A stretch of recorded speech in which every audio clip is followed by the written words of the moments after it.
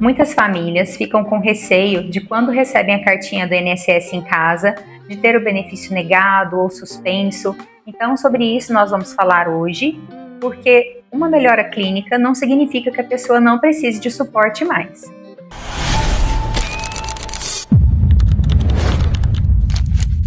Bem-vindos ao segundo episódio do podcast. Meu nome é Carolina, sou advogada, especialista em previdenciário e na defesa dos direitos da pessoa com deficiência. Hoje nós estamos aqui com a Adriana Bueno e ela vai se apresentar um pouquinho. Eu sou Adriana Bueno, sou psicopedagoga, sou neuropsicóloga e sou supervisora em aba da Clínica Espaço Cristina. A Lei Berenice Viana fala sobre o atendimento multidisciplinar e nós estamos aqui para falar um pouquinho sobre isso. Gostaríamos de entender quais os profissionais que compõem, o que seria esse atendimento. O atendimento multidisciplinar, ele é um atendimento onde a gente observa quais são as necessidades daquela pessoa e, em cima disso, a gente vai tratar com várias especialidades dentro do que é esperado ou que é necessário para ela. Então, geralmente, em casos que a gente atende lá na clínica, são casos onde vão ter psicólogos, pedagogos, fisioterapeutas, terapeutas ocupacionais, fonoaudiólogos. Cada uma dessas especialidades, elas vão trabalhar dentro da sua área, mas com uma visão global. Por isso que a gente fala desse multidisciplinar. Lá na clínica a gente até coloca muito como interdisciplinar. Por quê?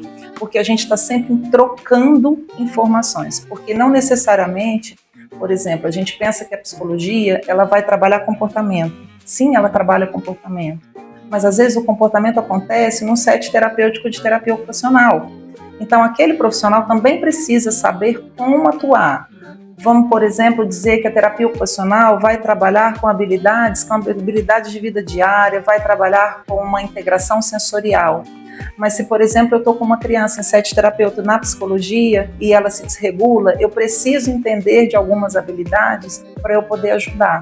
Então a gente sempre trabalha com essa visão multidisciplinar, interdisciplinar, né? Mas basicamente são esses profissionais que a gente tem para poder atender essas pessoas. Então sempre olhando para a especificidade daquela pessoa, o que ela precisa para que ela consiga de fato evoluir e é o que a gente diz, né? Dentro de um trabalho de reabilitação, reabilitar aquelas habilidades que a pessoa precisa para estar bem num ambiente natural onde ela esteja. De acordo com a legislação atual, a gente vê, né, a necessidade de um laudo detalhado, especificando também não só o diagnóstico, mas as barreiras que essa pessoa enfrenta no dia a dia. E eu gostaria de trazer essa informação para as pessoas que estão nos assistindo, né, sobre a importância realmente desse laudo, desse acompanhamento, essa evolução clínica, para que a gente consiga, inclusive, a concessão de benefícios previdenciários ou até mesmo a sua manutenção. Sim, muito boa essa pergunta. A gente sempre costuma dizer que o relatório, o laudo, né, em si, ele vai nos respaldar em muitos pontos, né, mas a gente precisa ficar atento a algumas questões. Não só o fato da pessoa ter um relatório especificando melhoras, especificando ganhos que a pessoa tem, vai justificar com que ela não receba algum tipo de benefício ou não receba algum tipo de apoio assistencial, né? Os relatórios, eles são todos pautados muito em evidências científicas, então a gente sempre costuma dizer que todos esses profissionais que atendem essas crianças, eles têm, vamos dizer, instrumentos que são validados para comprovar quais são as necessidades que essa criança apresenta ou que essa pessoa apresenta. Mas não quer dizer que, fazendo essa avaliação, tendo ganhos no desenvolvimento, ela vai curar daquilo que ela precisa, né? Quando a gente trata principalmente de transtornos de neurodesenvolvimento, eu não estou falando de doenças, eu estou falando de um transtorno que vai trazer especificamente, principalmente ao longo da vida, algumas necessidades em reabilitá-la. Então sempre vai precisar ter algum momento que essa pessoa precisa ser amparada por esse suporte técnico, né, que ela precisa. Então, por exemplo, pode ser que uma criança tenha ganhos a partir dessas avaliações, a partir das intervenções multidisciplinares, ela consiga ter ganhos, tudo bem. Mas pode ser que ela chegue num período da adolescência onde ela precise ter novamente esse atendimento, ela tenha outras habilidades que ela não desenvolveu.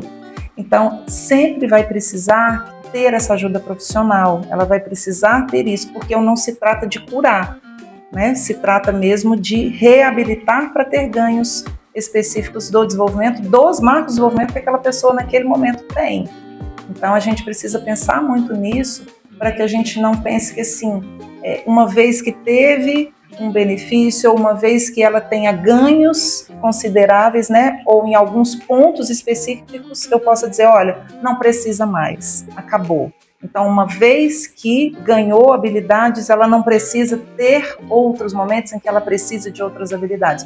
Ou, por exemplo, eu costumo dizer, né, a criança tem 3 anos ou tem 5 anos, mas tem marcos de desenvolvimento de uma criança de 3. Pode ser que ela avance com as terapias, com o atendimento, com o apoio médico, ela avance, mas não significa que ela vá alcançar especificamente todos os marcos de desenvolvimento de uma criança de 5 anos. Então, ela ganhou habilidade, mas ela não ganhou habilidade suficiente para eu dizer, olha, tá tudo bem, não precisa mais.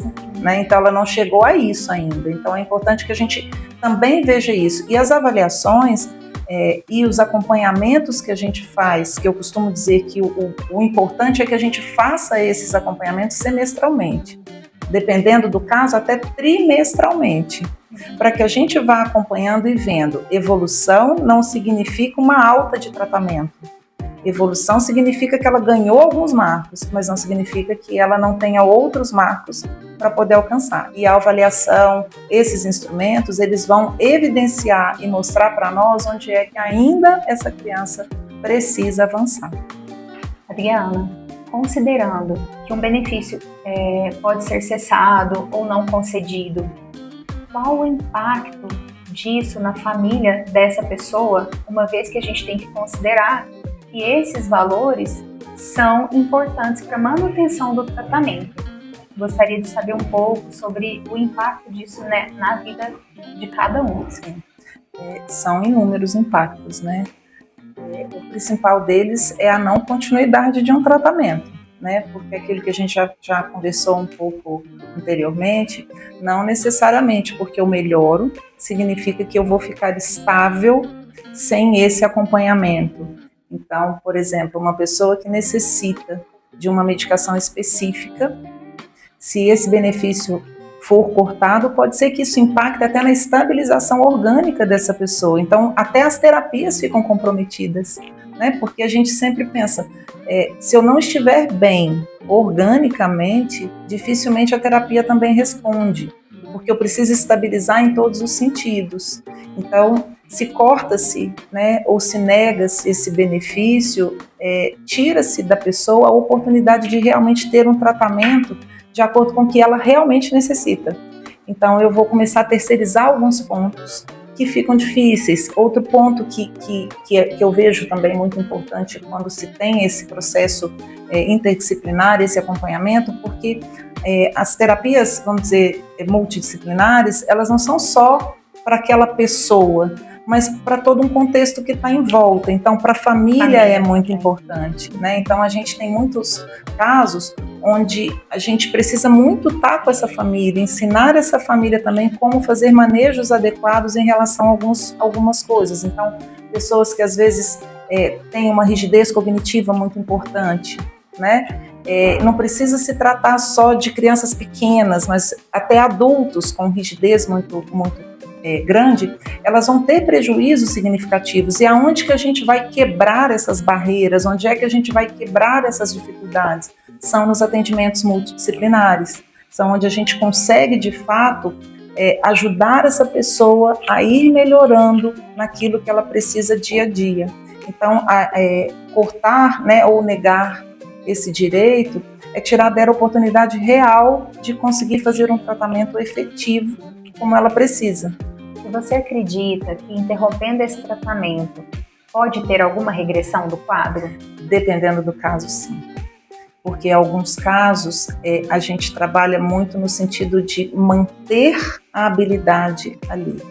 Então, alguns casos, com certeza, eles podem regredir, sim. Adriana, para a gente fechar, com qual frequência esses relatórios de evolução clínica eles devem ser apresentados? Sim, boa, Carol. Os relatórios, a gente costuma dizer que o máximo de tempo de 6 em 6 meses. Porque, como a gente vem conversando, algumas crianças pode ser que tenham ganhos até em menos tempo, ou que os objetivos que eu trace para elas sejam objetivos para ser avaliados em menos tempo. Então, tudo depende inicialmente dessa primeira avaliação, vamos dizer, da avaliação que é feita, dos objetivos que são propostos. Então, eu preciso saber sempre, esses objetivos que estão propostos, ele vai ser reavaliado quando? Em cima desse plano terapêutico que é feito para essa pessoa, né? Então, esse tratamento que eu vou fazer subentende que tem quais objetivos? Tais objetivos. E em cima desses objetivos, de quanto em quanto tempo ele vai ser realmente mensurado. Então, eu costumo dizer que o máximo seriam 6 meses para o profissional até saber aonde ele está e para onde ele vai. Então, é o máximo que eu acho que a gente vê que tem um bom prognóstico no caminhar desse tratamento. Porque se a gente prolongar muito, você se perde no meio do caminho, né? Você não sabe muitas vezes para onde está indo ou se aquilo está dando certo. Né? Uma das questões que eu acho muito interessante, principalmente quando a gente trabalha com análise do comportamento, é que a gente tem, vamos dizer, objetivos muito mensuráveis, e eles são mensurados, na realidade, todos os dias. Então, todos os dias eu tenho um parecer diferente sobre a habilidade que está sendo trabalhada.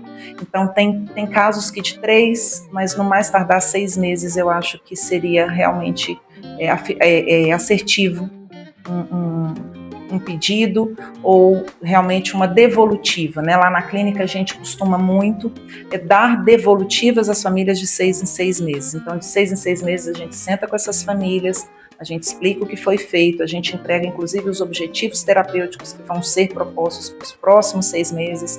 Então, a família tem clareza do que está sendo trabalhado e do que vai ser trabalhado e quais são os aspectos que vão ser avaliados para a gente saber daqui a um período de tempo, que no caso esses 6 meses, se foi realmente efetivo ou não, né? Então a gente coloca nesse sentido.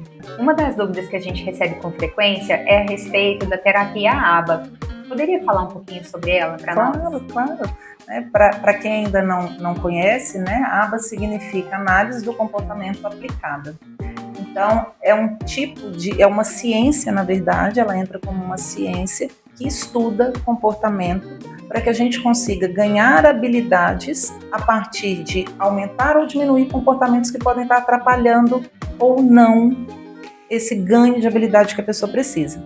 Então, às vezes as pessoas pensam assim, a ABA só é para psicólogos, né? Vamos dizer, não, a ABA é uma ciência que pode ser aplicada por qualquer especialista, por qualquer profissional que tenha a formação e a pós-graduação em análise do comportamento aplicada.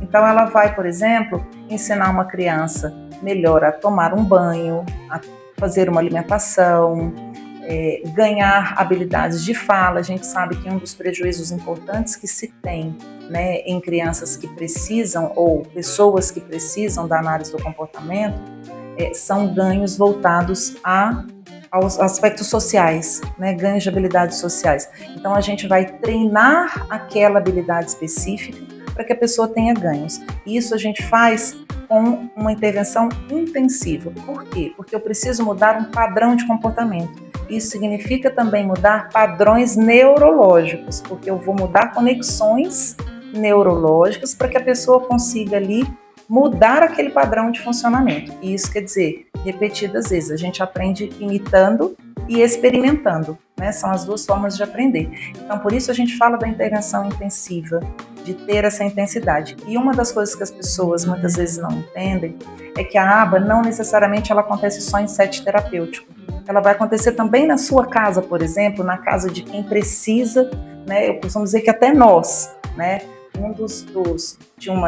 Vamos dizer, um exemplo que eu gosto de dar sobre a ABA é o radar. Eu falo muito que o radar, toda vez que eu passo por um radar, eu me lembro, eu falo, olha, isso é ABA. Por quê?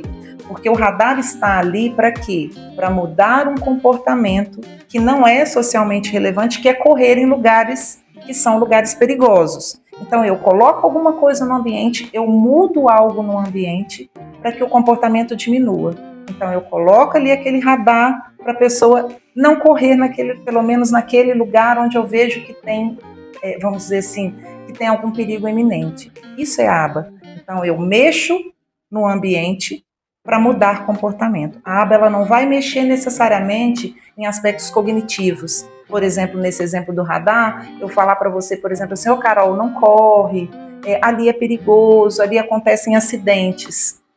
Então, isso eu vou mexer com aspectos cognitivos seus, no sentido de te perguntar por que você corre. Você acha que ali é lugar de correr? Então, eu vou mobilizar recursos em você. A aba já não vai fazer isso.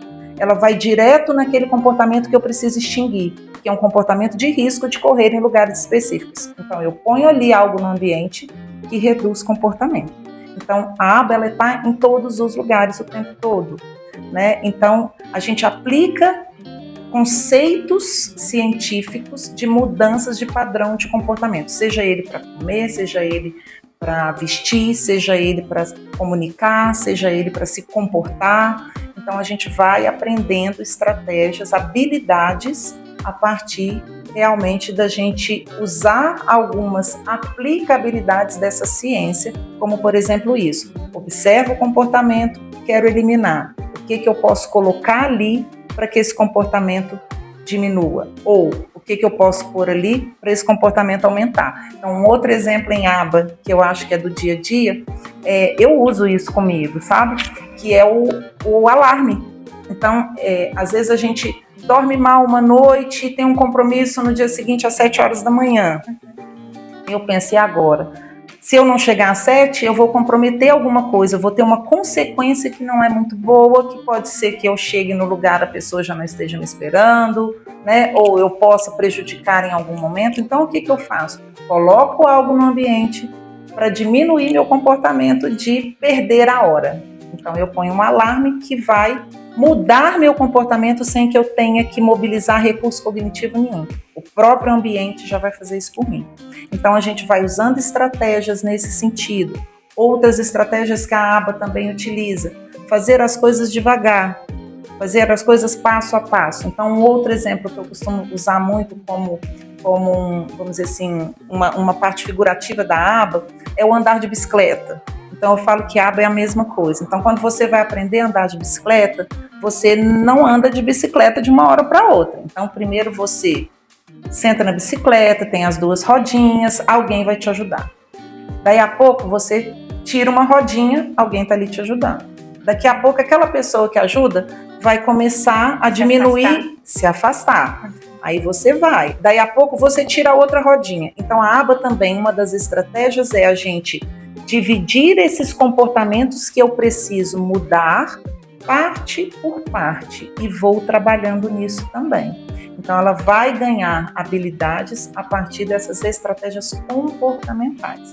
Então, dentro de uma perspectiva multidisciplinar, aí a gente entende que todos precisam saber trabalhar com análise do comportamento. Ela não é específica da psicologia, ela é uma ciência, assim como eu costumo dizer que a matemática, por exemplo, não é só um especialista em matemática que ensina.